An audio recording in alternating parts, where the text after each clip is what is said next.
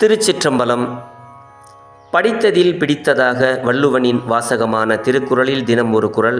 பொருட்பால் அதிகாரம் 45. பெரியாரை துணைக்கோடல்.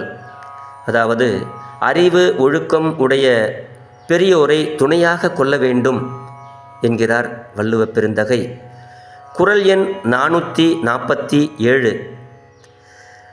இடிக்கும் துணையாரை ஆழ்வாரை யாரே கெடுக்கும் தகைமையவர்.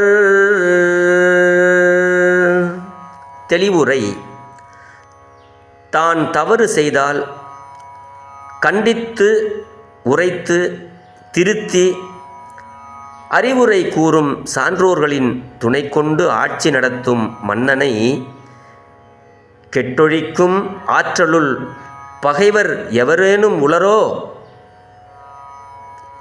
என்றால் யாரும் இல்லை.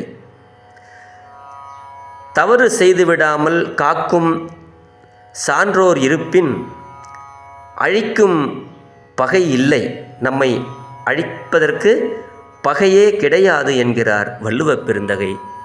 திருச்சிற்றம்பலம்.